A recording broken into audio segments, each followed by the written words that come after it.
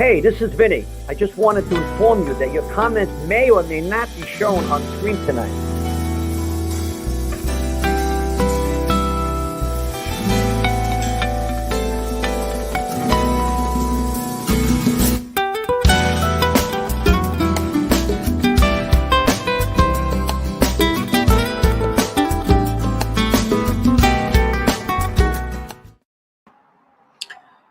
Good evening, everybody.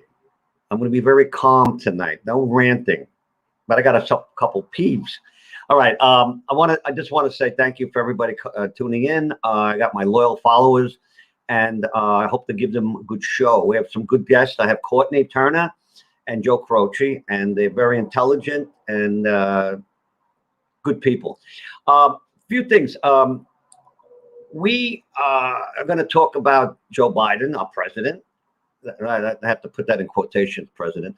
We're going to talk about a few things tonight, but one of the things I want to say is on a positive go is that starting tomorrow, I start filming a new show called The Detectives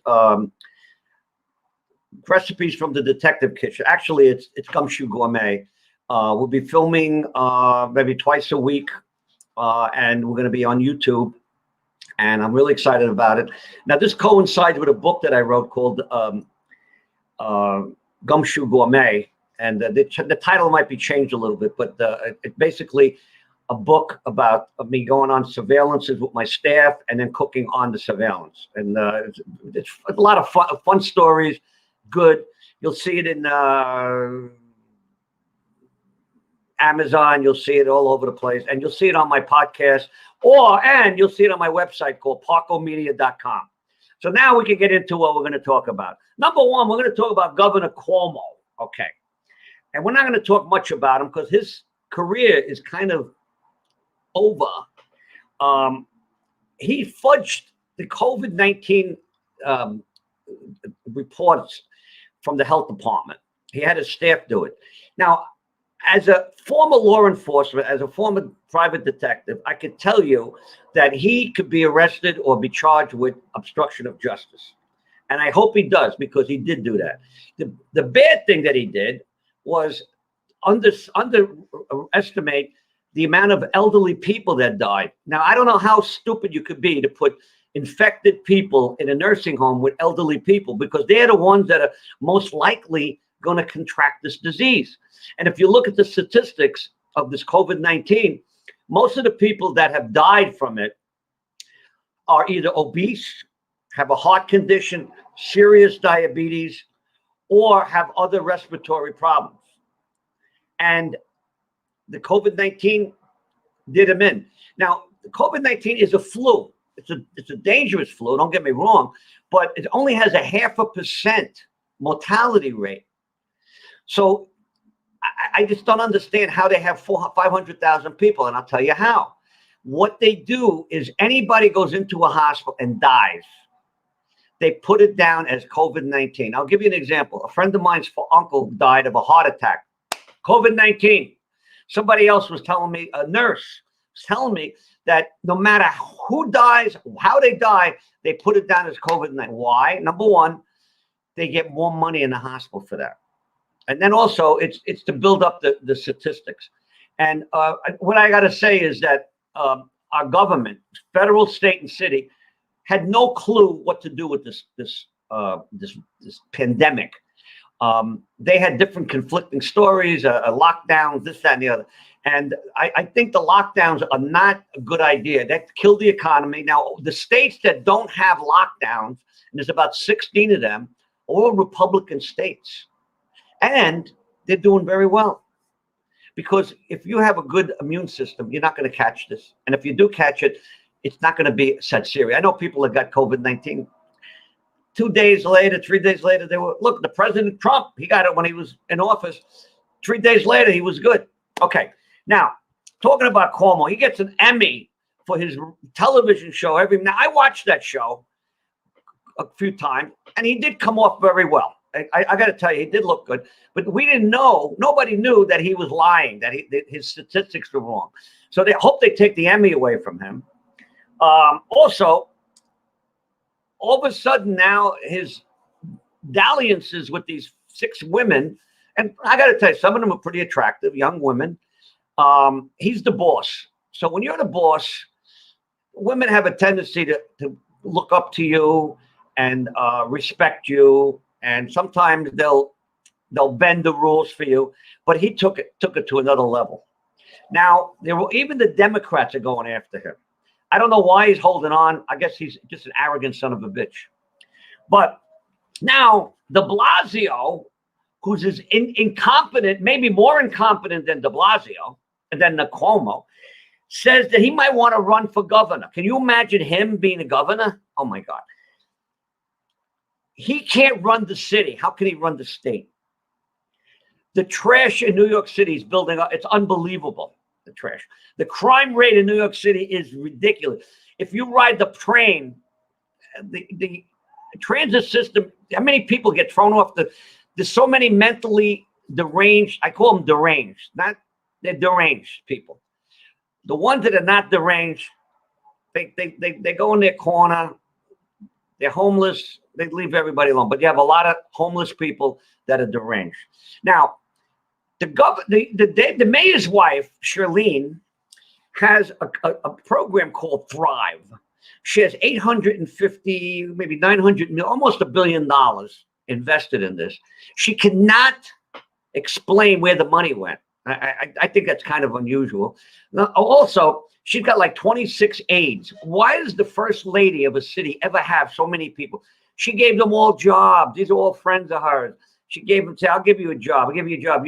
You're in charge of this. You're in charge of that. It's all bullshit, okay? But the money that they gave her for the mental, Thrive is for mental health. Why don't they use it for the homeless people? Because most of the homeless people have mental problems. That's why they're there. Some of these people are not poor. Some of them have, every once in a while you read about a mental person that gets either dies or gets very sick, and they put them in a hospital, and they find out that they have a bank account with $400,000, that they were a stockbroker at one time, or they owned a business. They had some mental issues, and they just went downhill. But those people could be fixed. If I use the word fixed, they could be repaired. I don't use the word repair, but they could be helped. Okay. Some of them really are so bad that you can't help, but don't put them on the street, put them in a mental institution. The amount of money you're spending, $850 million, can go towards them. I don't understand why they don't do that. Why? Because de Blasio is a communist. He's an avowed communist. He's already admitted that. So that answers the question. The homeless in New York City is ridiculous. Under Giuliani, I don't understand. Well, under Giuliani, you didn't have that many homeless. Why? Why didn't you have as many homeless people under Giuliani? Because Giuliani was proactive. He had a detective squad in NYPD that would go out and get these people and put them into a shelter, put them into a hospital, whatever they needed to be done. ACLU sued them. It didn't go anywhere. It's dead in the court. But he did something. Why don't they do something now? Okay, now talk about homeless people.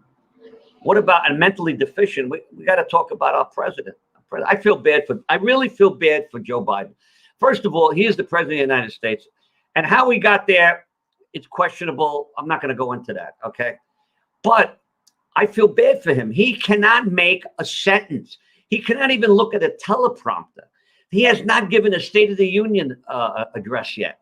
He doesn't even give press conference. And the few press conferences that he had were cut short. As soon as people start asking him, President Biden, what about this? And he starts answering, they cut him up because they know that he's going to screw up. They know that.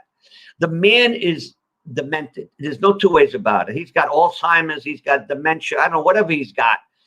And I actually feel bad for him because I don't think, it's a very heady experience to be the president. I mean, he was a vice president. He was a senator. So, as one of my neighbors said, he was a vice president. He should be a president. Yeah, but not when you can't think properly and you can't. I don't know. They actually took the nuclear codes. The Democrats have taken a nuclear code. I understand. I don't know for a fact you fact checkers out there could check it out, that they took the nuclear codes away from him because he's great. Now, under Trump, we had 4 years of no war. He made peace in the Middle East. All of a sudden, Biden gets in. There's airstrikes in Syria. In Yemen, there's a war started again. What happens is, and I grew up in a tough neighborhood, and I got to tell you, when you got tough guys together, they don't have fights. You know why? Because they know they're both tough.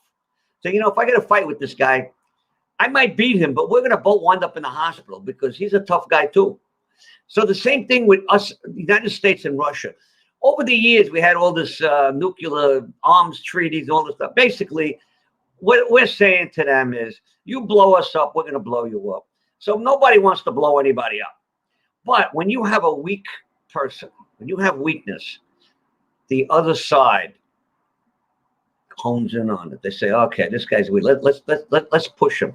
The Iranians, I don't know, under Obama and Biden was vice president. They gave Iran everything. They gave him $150 billion that was held back.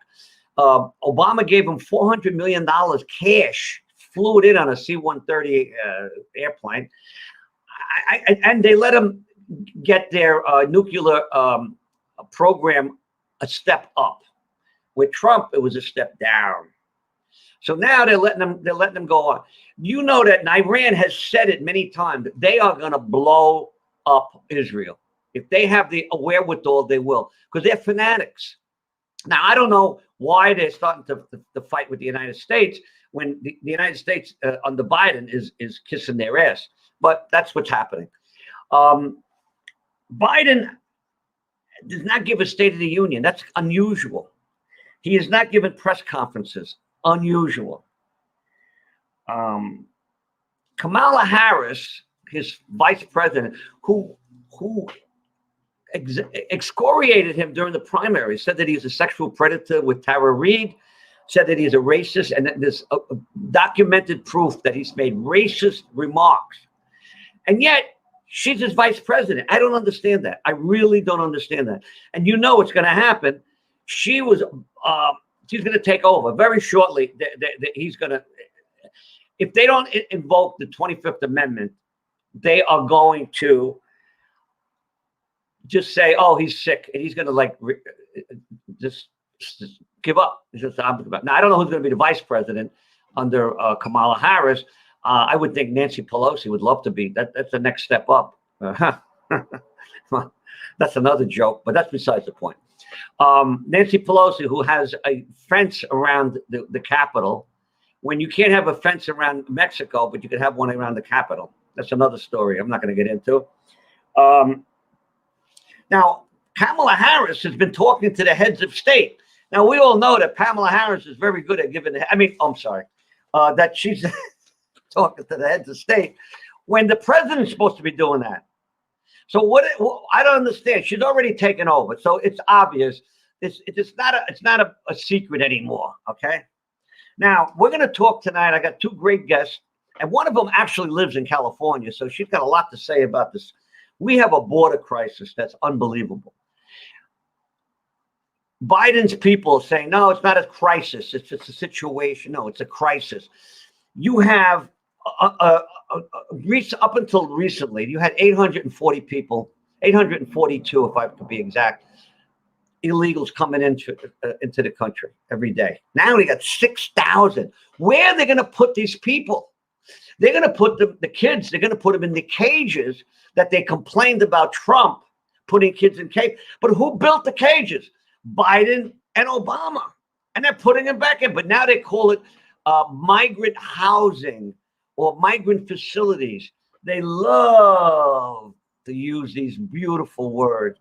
Just like the communists, you say it's a people's republic. It's the people's this. The same bullshit. It's the same thing. Yeah, they should send, Joe was saying that, why don't they send all these people to Nancy Pelosi's house? Why don't they? If she wants them so badly, why don't she has a big piece of property. She's a multi-zillionaire. She's worth $200 million on a congressional salary of $174,000 a year. You explain that to me. Biden was worth $1.3 million. When he became president, he was 16.4 million. How did he make that money? His intelligence is not going to make investments, that's for sure. So him and his son got a lot of money, and I'm not going to go into that. That could be another story. Now, Biden is a puppet. Obama, Pelosi, they're all pulling the strings. Okay, and I don't think he even knows what he did. I don't even think he knows what he's signing. Now, here's the funny hypocrisy. He claimed that Trump was a dictator because he wrote 37 executive orders in his 4 years. He did 40 some odd executive orders in the first week. So who's the dictator? Okay. Everything he talks about is a lie, or not a lie. He just doesn't know what he's saying. And that's what I think. I don't think he's a liar. I just think he does not know what he's talking about. Like, for example, he says that we had no COVID vaccine. Meanwhile, when he got the COVID was before he even got inaugurated. He was on TV getting it. So he doesn't even know what lies he's saying. Also, he's knocking out all of Trump's executive orders. Now, I can understand why. You're a new guy in town. You don't like the old guy, and you want to get rid of what he did. But not the things that were positive. For example, the opioid war against opioid.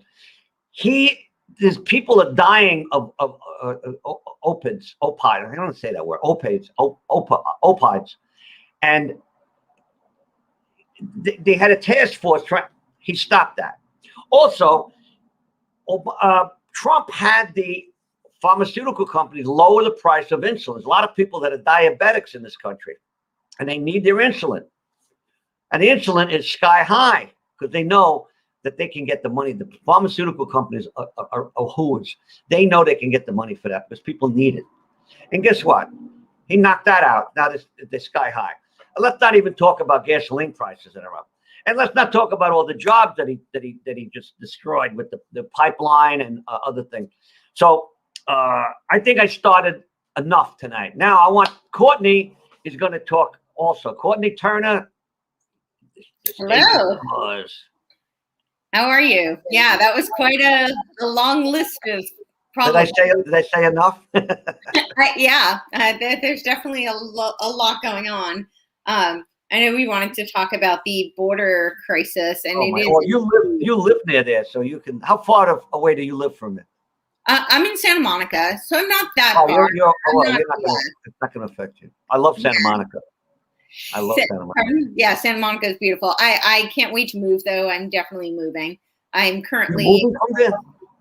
Yeah. Are you moving from there? I'm across the country right now, looking at places to move. So currently, Huh? You're going to move to Texas? Everybody from California is going to. So I'm looking. I might look at Texas, but right now I'm in Nashville. I'm looking at Tennessee. Oh, Nashville. That's nice. Outside of Nashville, but yeah, Tennessee. Somewhere right outside of Nashville is kind of what I'm looking at. I looked at Georgia. I might, that's a possibility. Florida's a possibility. But yeah, definitely going to get out of California because the governance, and it's so sad because it's a beautiful, beautiful place, but they're running it into the ground, and the homelessness. Well, let me ask you something. If they get rid of Governor Newsom, yeah. I don't know much about him. All I know is a very good-looking guy. Looks like an actor. Looks like a politician. Yes. And he's related to Nancy Pelosi, I understand. He is, and Garcetti. They're all related. Okay, they're related. So I guess his brain is oligarchy. It's an oligarchy. Yeah. Yep. Okay. What happens if they get rid of him? Let's say they recall him, they impeach him, whatever they have to do. Mm-hmm. How does that affect the people in the state? Will they stay there now? Or the next guy is going to be another asshole like him? Well, that's really the big question, right? Because the way the recall works is that he still gets put up and then they have to find somebody to beat him. So unless, the Republicans really get it together and find somebody who's a really solid. How about Arnold Schwarzenegger? Have him back. No. We need a solid conservative. No rhinos need apply. Well, he Salt was when he was governor, he was conservative, right? I don't really think so, honestly. But he was very liberal with his maid, with his Mexican maid. Yeah, exactly. Yeah, all right, well, let's not get into that. Yeah, maybe not. Being a detective for many years, I had to say that, and I wish I was on that case. That's actually a very little concern to me. The policies are much more concern to me. And we have in California has a tremendous, especially in LA and San Francisco, tremendous homeless problem. Oh, unbelievable! It's out I've seen videos of it. It's terrible. It's really terrible. It's the set, like from a set. It's also a health problem. I've seen it. There's rats and vermin, exactly, and dirt and disease. You're gonna have a typhoid epidemic there. It's terrible. Yes. Now, I just said something about New York City, that they have all this money for mental health that they don't use. Right. How would you handle the homeless crisis in LA and San Francisco? If you had the magic wand right now? Vinny Parco gave you the magic wand. Yeah. How would you handle it? What would you do to make that happen? Do you know, I would create some sort of a work-live environment for them, so that they could be of service and earn their keep. Work-live kind of a. But what about the ones that are really, really mentally? Those, I think that they should be in a mental institution. I absolutely think they should get mental help, or whether it's rehabilitation or mental health assistance. So a lot of them have drug and alcohol substance issues. Well, the drug problem is tremendous. And by the way, I didn't mention this, but when all these people are coming over the border, yeah, you know who's coming over with them? The coyotes. The coyotes bring these people. They get paid money for that. They bring the coyotes, and the cartels are part of that. The cartels are bringing drugs, trafficking people, trafficking kids. These kids, this is a scam. They make the kids come over. First of all, I would never let my kids, of course, go over by themselves, especially young 12, 11, 13-year-old by themselves, because they're going to be victims of sexual predators. And how about stop giving out free drugs? Yeah. Well, he's absolutely right, though, because in San Francisco, they put them in a hotel and give them free drugs and alcohol. I saw that. And I heard the counselors wouldn't even go in the rooms. That it was like a party, and it was dangerous. People that hurt you. Yeah, it's absolutely atrocious. I mean, it's not helpful to them. You're enabling them. You're making them worse, and taxpayers are paying for that. It's absolute destruction.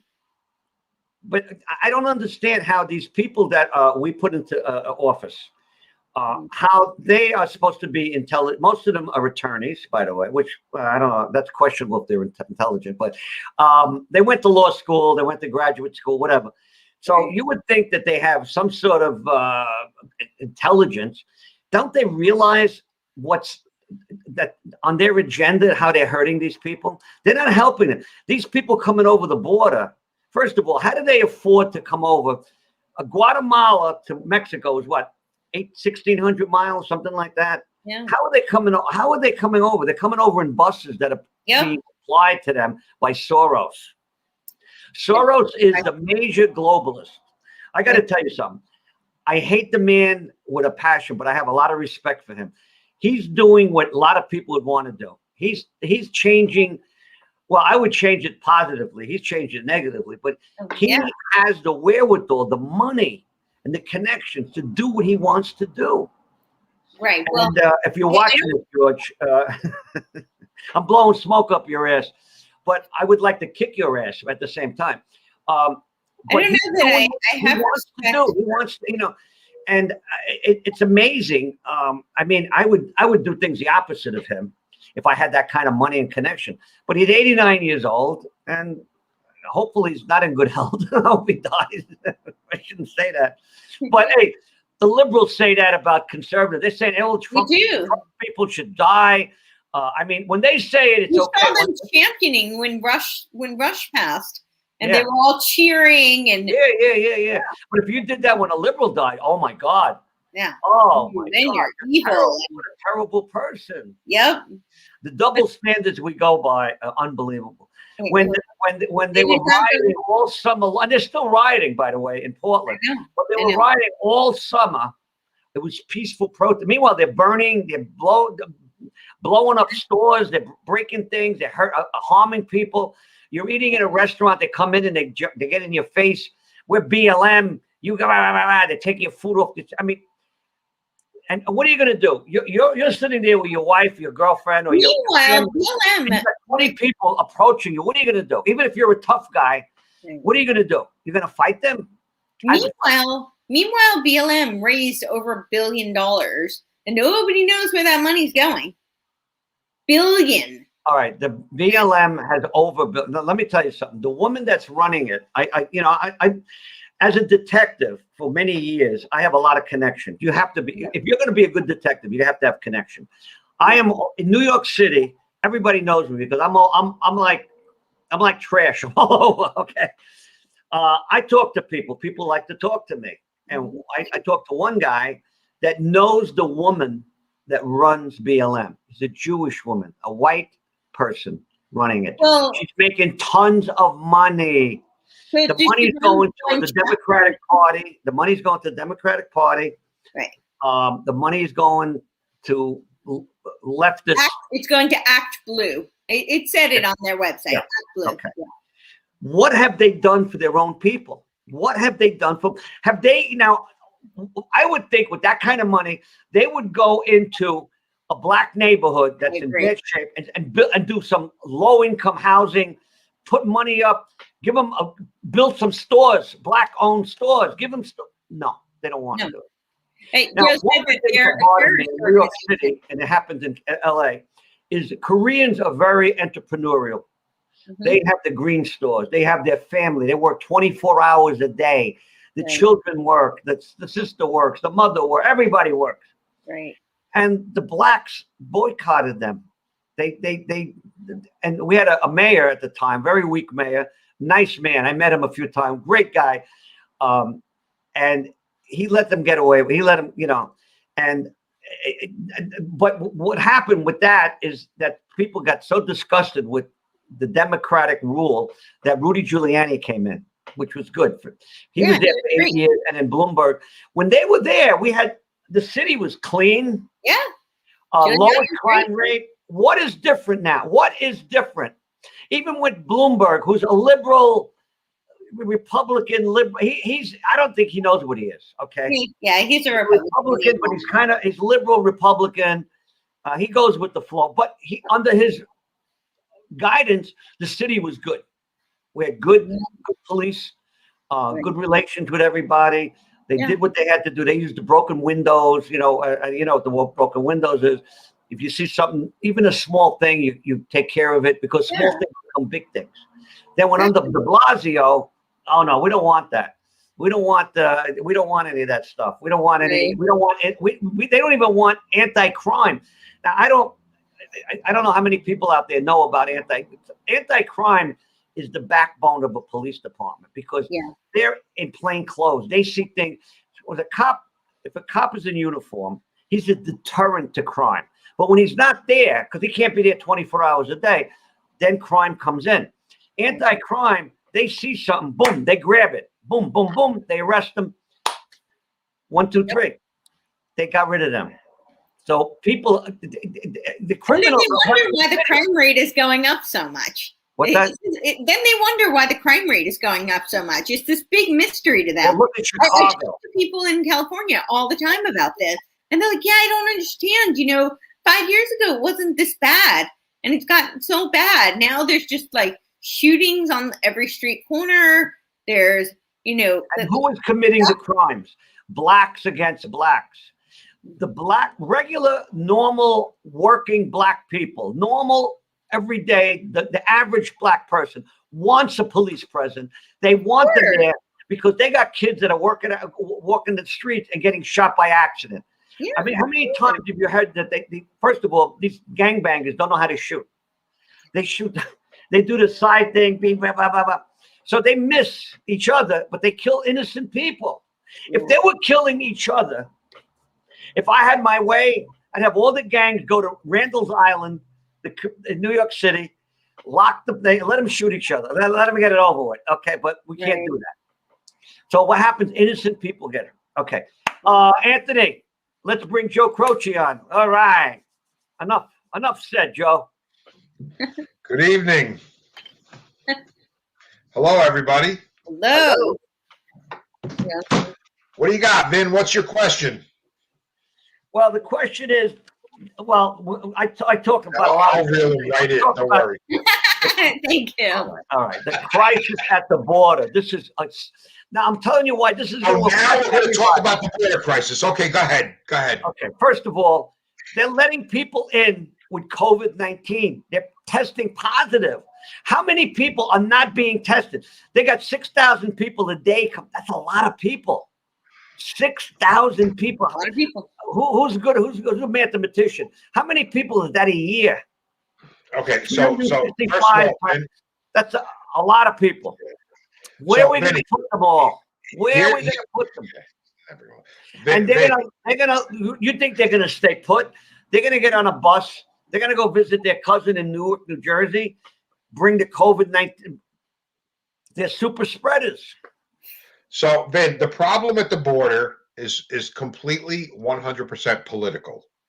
No, because now Joe Biden's got himself in such a bind, right? Because he wants to come off as this magnanimous. We accept all these people that are suffering, but the reality of it is they want to bring. This is the Democrat. We were talking about this pre-show. While we were prepping for the show before. So the belief is that if we, as liberals, speaking for them, let every immigrant into the country, then we make them citizens, they're going to vote Democrat. That's their belief.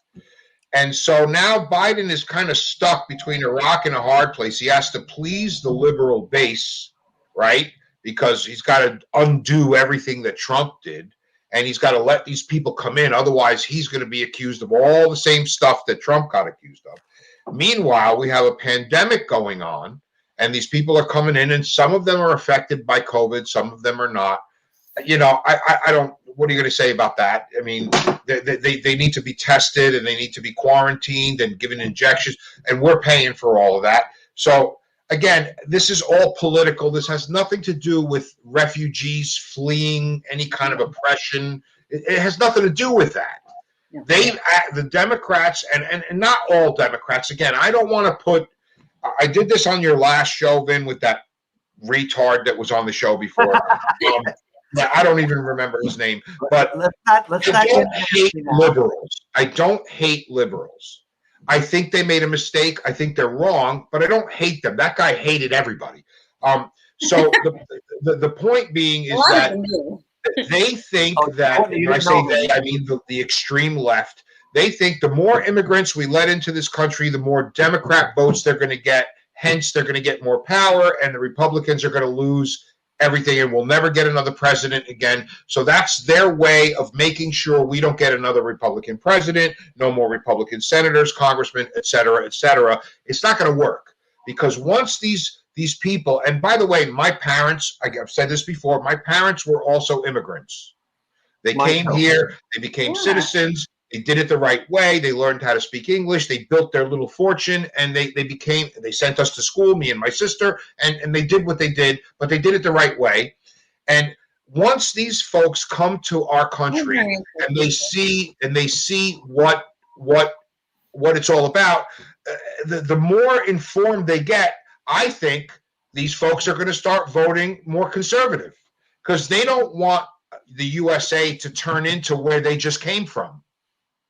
Yeah, but Joe, a lot of those people are not. I hate to belittle anybody, but a lot of these people are very uneducated. They're very uneducated. That's why they're coming here, because they can't make a living where they are. They live in a terrible shithole country where they have no, like Guatemala, Honduras. What do they make? Coffee? How many people can make money off coffee? You know what I'm saying? They don't have.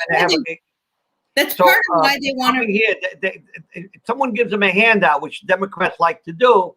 they're Vinny, going to go Democratic. Vinny, that's why they want to bring them in, because people who are uneducated are more likely to vote Democrat because they're low information voters. Now, and so Joe that's said something. Why they're doing. Joe said something very interesting. He said that the Republicans have to. He didn't use these words. I'm using them. Curry favored with these people. The Republicans should try to embrace them and let them know that they are not against them.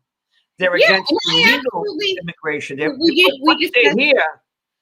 Say, listen, we want. And it turned out that the Republican Party is the republic for the working people. The people that voted for Trump are middle class working people. A lot of them are. They're working people. These are people that have jobs. They're not, on the dole like the Democrats. And I think that, like for example, like Joe mentioned before, Hispanics love Trump. Yes, they do. Why? Because they come from Venezuela. They know a socialist country is no good. They come from Cuba. That's a socialist country is no good. And other socialist countries. The Cubans, the Venezuelans. I think a really important distinction needs to be made. We were talking about this before between legal immigration and illegal immigration. And a lot of the Republicans, I mean, especially Trump, he talked about that all the time. He did not have a problem with immigration. We love immigrants. Most of us, in fact, all of us are immigrants or descendants of immigrants. Nobody's born an American, we're generations down from people who immigrated here. And so we love immigrants. That's what made this country. It's illegal immigration. We are not doing that well. COVID did take a major hit on our economy. And so we can't afford. The analogy that I like to use is, if you have a family, right? And you're really struggling, to put food on the table for your children. Are you going to then say, you know what, kids, invite all of your friends. I'm going to take them all in. We're going to let them all live here. I'm going to feed all of them when you can barely feed your own family. No, you're going to say, I love your friends. They're great, but, I need to take care of you. And so that's the problem that we're in right now. We can't just take in everyone, who's not going through the proper channel and who's not going to be a contributing member of society. Legal immigrants pay taxes and whatnot. Illegal immigrants don't. Can I raise my hand? I want to raise my hand. I don't want to cut Courtney off. So perfect point, Courtney. Perfect point. My wife and I were currently looking for a vacation home in Costa Rica. And here you have Costa Rica, right? Like if anybody's ever looked up Costa Rica, I don't want to use the word third world. They're not third world. It's a tropical paradise. I love it. I've been there. They're not the USA, okay? And so I'm looking up what you need to do to have a visa to go to Costa Rica. And this is going to really make you laugh. So Costa Rica, in order to go there and stay there for more than 3 months at a time, you have to show that you have so much money in the bank. You have to own a piece of property. You have to show some kind of source of income, or the final thing, if you don't have any of those other things, you have to show that somebody sponsored you for a job and that the talent or skill that you bring into Costa Rica is something that they need, or you're not getting in. You can go there on vacation for a week or 2 or 3, but then you're out. So the point I'm saying is this little tiny country of Costa Rica has rules for who comes into their country and who can stay. Exactly. And the United States of America does not. Yep. And by the way, a lot of countries have those rules. Think about that for a second before you start talking about open borders and all this other nonsense. Costa Rica. Do you know how big Costa Rica is? I don't think it's as big as Texas. No. I'm not sure, but it's not very big. Wait to go back. Definitely not. Yes, and you got to buy a house there. You got to show that you make so much money a year. You have to have either or be sponsored for a job, and that's Costa Rica. I can't stress that enough. Costa Rica, not the United States of America. Yet we are about to. And again, this is nothing against immigrants because my parents are. You're always an immigrant. My parents are immigrants. They became United States citizens, and they worked their asses off and blah blah blah. But the point being is you can't go most countries, Switzerland, Norway, you name the good Western civilizations, of course, you can't get anywhere unless you can show that you bring something of value to the table. Yeah. And back in the day, in the 1700s, when America was first burgeoning and becoming a country, we needed a lot of people to move here and try to make a go of it, because we had all these natural resources, all these forests, all these things that needed to be tamed. The wilderness needed to be tamed, and there was nobody to do it. So we needed people to come in. But now America is the #1 industrial power in the world, and I don't want to hang a no vacancy sign outside the hotel and say we're not taking anybody in anymore. But do we need unskilled labor and unskilled and uneducated people as much as we did back then? And what is that going to do to our economy? Well, it's going to make the corporations richer because they want cheap labor. Exactly. But it's not going to help everybody else. So there was a time, and I don't mean to be cynical, because none of us were Native Americans. None of us are American Indian. All of us came from immigrant descendants, like Courtney said before. But at what point do we say, now we have to start screening people? We need doctors, we need lawyers, we need engineers, people that are going to research cancer cures and solve the medical problems and the scientific problems, the free energy problems. We need people to come here. We need to start importing people and letting people into the U.S. and making it favorable and really desirable for them to want to come here. And I think, again, this is going to be recorded for posterity, and people are going to take my words out of context. But forgive me for saying this, and I'm going to take a world of crap over this. We have enough landscapers. Joe, we by the way, got enough people picking oranges and cleaning houses, and I get that those are honorable professions. I'm not trying to put anybody down. We have a program called H-1 visas, and these programs are for people that you just described, people that have special skills, professionals. That's H-1 visas. The problem is one more thing, then I'll shut up. Back at the end of World War II, when we defeated the Nazis and we crushed Hitler, what was the first thing the United States did? We grabbed all those rocket scientists, Werner von Braun and all these Nazi scientists that were brilliant. They were misguided and they were working on the wrong side of the fence, but they were still brilliant. They still had genius ideas that created our NASA space program. So again, we need to start bringing people into the country that will skyrocket us to success and financial and success and so on and so forth. I don't want to go on and on. Take it from there. But again, we need to give refugees and people that are having a problem in legitimate, horrible, tyrannical situations asylum, yes. But we got to screen how they're just using that as an excuse to get in the country, because America is still America. And if we're such a bad, racist, horrible place, why is everybody dying to get in here? Exactly. All right, I'm done. Go I ahead. couldn't agree more. I always say that. I don't understand why. We're the only place where like the haters won't leave. They all want to come in. Absolutely. Right? The haters won't leave. The other thing is that what your point is about Costa Rica, the truth is all countries have very strict immigration laws. They don't just let everybody in. And a really good example of this that people, especially on the left, love to talk about Scandinavian countries and how socialism, quote unquote, works, because look at the Scandinavian countries. That's a myth, by the way, because they are capitalistic in their wealth creation. They're socialistic in their wealth distribution, but they are not purely socialistic. But if you look at their immigration policies, they are so strict. They have tiny, tiny little population. They're very homogeneous, and they are very strict. And that is and they're all white.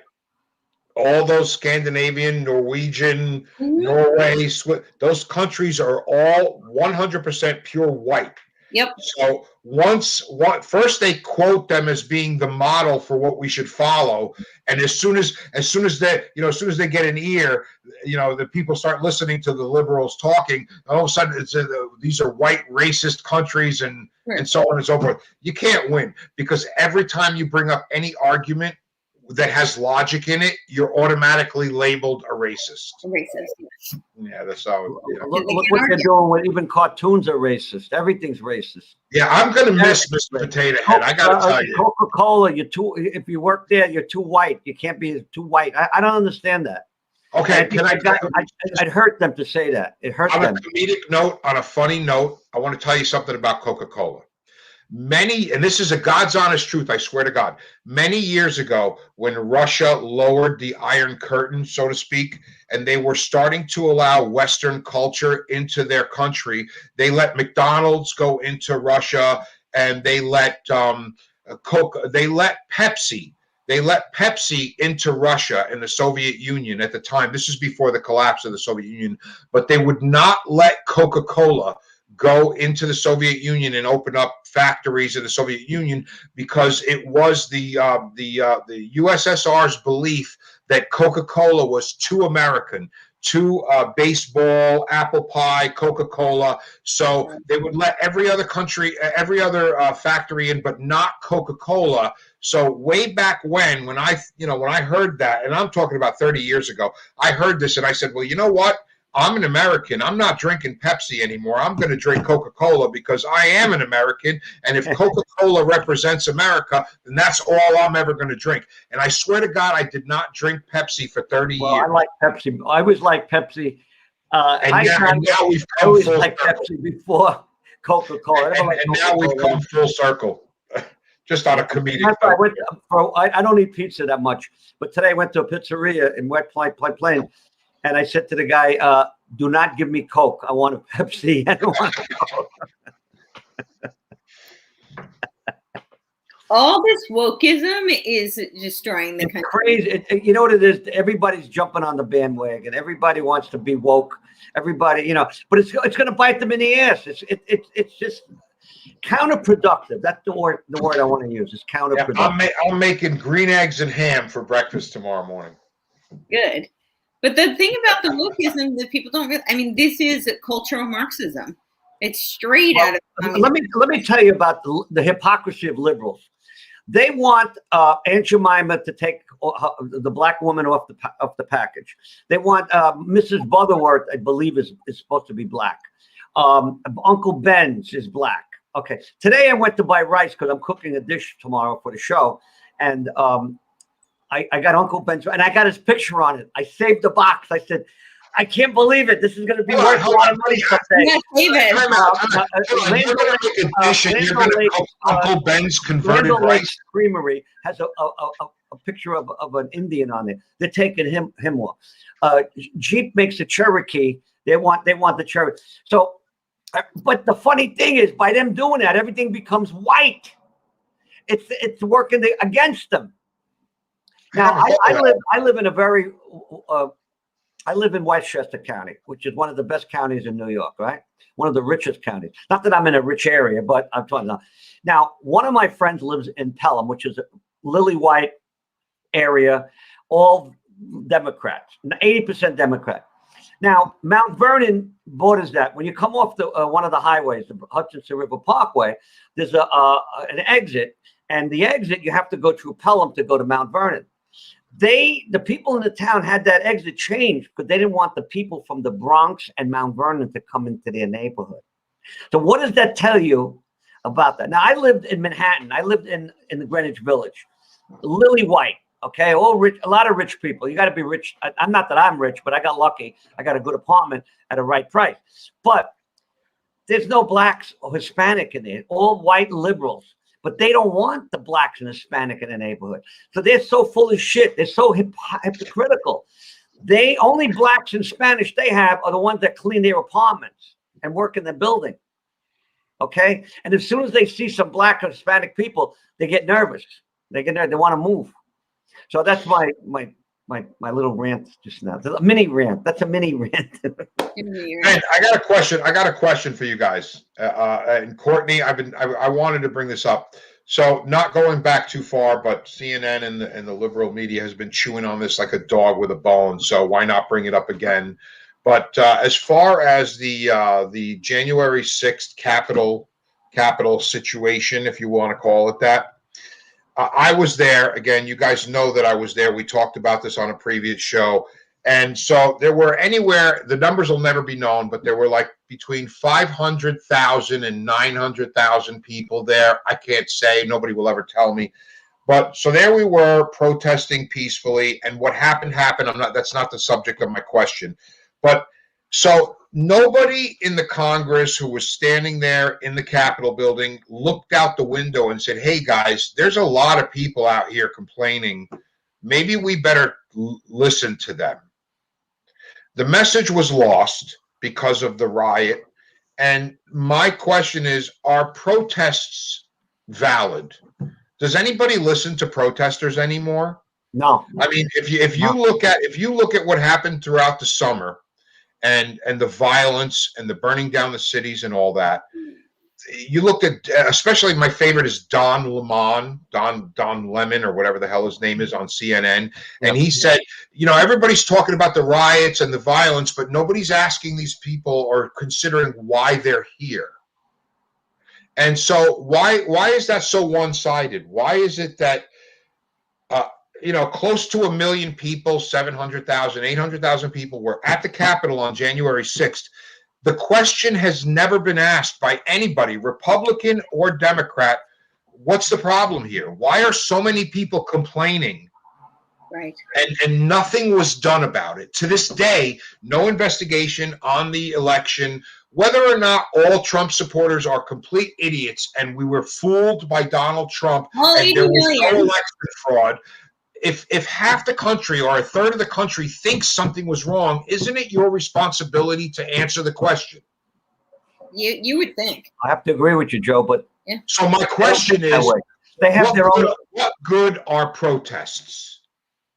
So I think it's a really valid question. And I think the big problem is protests don't work if the media and the investigative agencies are not doing their job.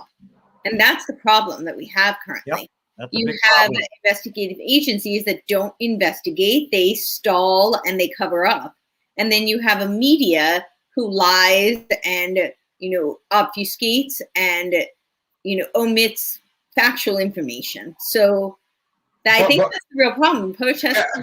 Again, Courtney, very valid. But we have all summer long, we watched cities being burned, devastation, riots, windows, boarded up buildings, and yet the media said, well, why are they here? Forget the violence. They're trying to tell us, forget the violence, forget the broken windows and the burning buildings. These people are here for a reason, they kept trying to tell us. But that's Joe, Mark Marciano, you had a comment. What's going to happen with the George Floyd? Wait, I just want to answer. Vinny, can I answer? Can I answer the question first? You're going to see You're going to see protests and riots in when they get that cop on the stand. It's going to be. They're going to bring the National Guard in. It's going to be crazy. Okay, and we're not going to talk about if he's innocent or guilty. I don't. That's right now. That's not on the table. But the thing is, they're going to go crazy because now what happens is the reason they do that, the reason they protest, to answer your question, is that they want the people inside to see that and to vote in the jury against the cop and for quote unquote justice. So let me answer, Joe. So they did ask the question when it came to the BLM and Antifa riots. And that's my point. My point is that the media was on their side. That's obvious. It's obvious. So when you say, do your protests work anymore? I think they only work if you're on the side that the media wants you to be on. I agree with you 100%. But what is the And by the way, the inevitable? media foments all this. They like this to happen. Courtney, Otherwise, they have nothing to write about. answer this for me, Courtney. What is the inevitable, and this is inevitable, what is the inevitable conclusion what is the inevitable result? That's the word I was looking for. What is the inevitable result of when protests don't work anymore? It's violence, unfortunately. It's violence. So, I mean, Violence. you're going to keep stuffing this down people's throats, and you're going to keep doing this and doing this and doing this until people can't take it anymore, and then you get what you get. Yep. If you keep poking the bear is going to fight back, right? And then, I've said this before, and I say this in jest only. I do not promote violence. I do not condone violence. But if you look at the American population and the majority of the gun owners in this country, they are conservative Republicans. If we were the problem, you'd know it. Oh yeah, and they're not going to take the guns away. I'll tell you right now, they want to take the guns away. They took the guns away in Nazi Germany. They took the guns away from everybody. In Russia, the Bolsheviks took the guns away. In Venezuela, they took all the guns away.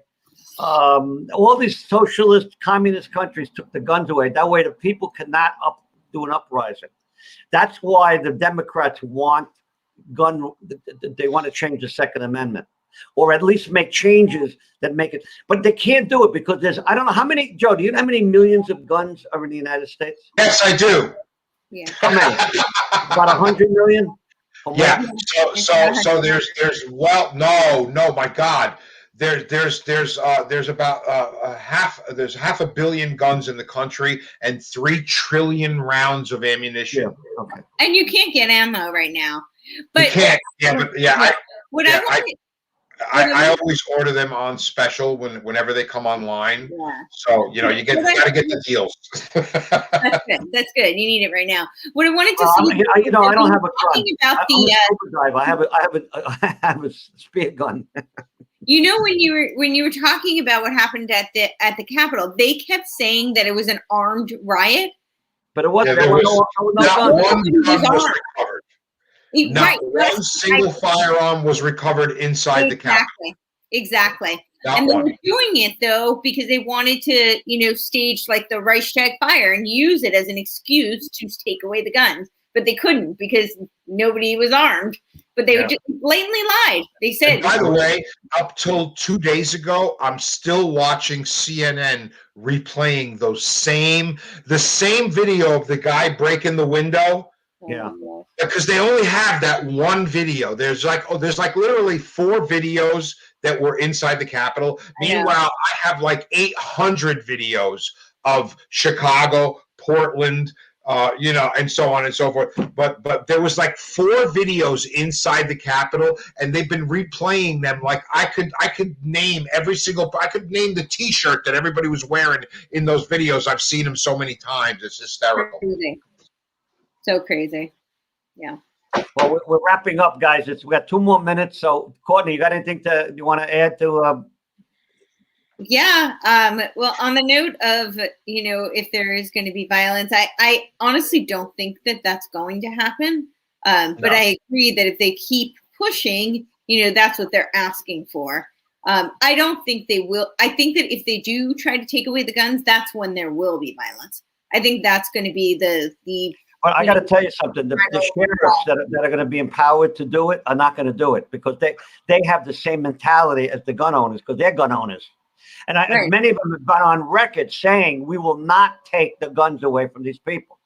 Yeah. Right. So what are the liberals going to do? What they're going to fight them with? I actually have a video. I have a video of Joe Biden saying he's going to take away my AR-14, whatever the hell that is. Yeah. Well, whatever that is. They don't even know the proper terminology. Because there's no such gun in the world, but no. And then there's another Democrat who said she was funny too. They call every gun an assault rifle. They call everything an assault weapon. By the way, if you use a weapon to assault somebody, it is an assault weapon. But the nomenclature that it's an assault weapon gives credence to the fact that they're going to come with a machine gun and blow everybody. Come on, Yeah, the founding fathers did not make the Second Amendment because the deer were coming. Right. No, that's for sure. That's for sure. Well, I want to thank you guys. You guys are great. I enjoy your company, and I hope you come back again and again. Maybe we'll have a liberal on so Joe can have Joe sharpen your teeth. Ah. Yeah, just have a smart one on, like Avi or something. Well, Not that. Avi, yeah, I'll ask Avi again. We love Avi. Let me tell you, I Avi's asked a smart. couple I liberal like friends of mine. I only have two. I don't have too many liberal friends. They don't want to come on. They don't want to. They don't want the dialogue. They want to have their own dialogue. Right. They don't. They're afraid that we're going to bring up. So what I would do is tell them what the argument will be for the night, and hopefully, all right. It's 8:00. I want to thank you guys. I want to thank all the people that watch the show. All you guys that subscribe. I like that everybody check comments. As we say in Little Italy, sempre noi, always with us. God Good night, bless. everybody. And I got to get another glass, Joe. Yeah, you gotta catch up. Good night, everybody. Thank you for watching. Check out my YouTube channel for more content like this.